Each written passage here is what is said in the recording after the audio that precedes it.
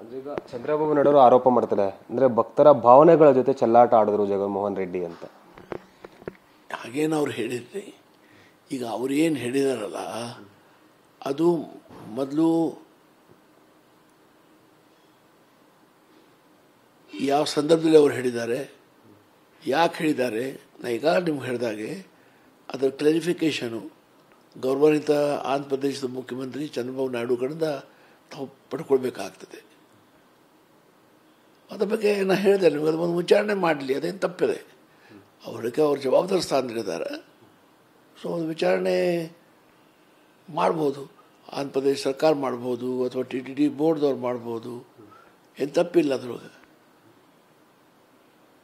ಅಂದ್ರೆ ಸರ್, ಅಂದ್ರೆ ಈಗ 4 ವರ್ಷಗಳ ಹಿಂದೆ ಅಂದ್ರೆ ರಾಜ್ಯದಿಂದ ಅಂದ್ರೆ KMF ಇಂದ ಇಲ್ಲಿಂದ ತುಪ್ಪ ಹೋಗ್ತಿದೆ, ಅದರ ಒಂದು ಸ್ಥಗಿತವನ್ನು ಮಾಡಿದ್ರು.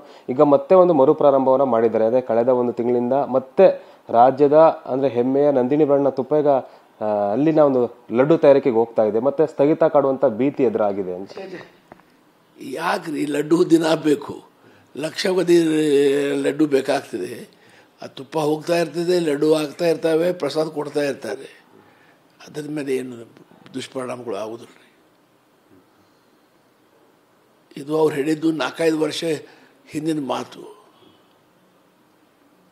ಆದರೂ ನಿಮ್ಗೆ ಹೇಳಿದೆ, ಅವರೇ ಅದರ ಸ್ಪಷ್ಟೀಕರಣ ಕೊಟ್ಟರೆ ಒಳ್ಳೆಯದು. ನನಗೆ ಅದ್ರ ಬಗ್ಗೆ ಏನೂ ಮಾಹಿತಿ ಇಲ್ಲ. Thank you. ಎಸ್, ಇಷ್ಟು ಕೂಡ ಅಂದ್ರೆ TTಯ ಮಾಜಿ ಸದಸ್ಯರಾದಂಥ RV ದೇಶಪಾಂಡೆ ಅವರ ಮಾತು.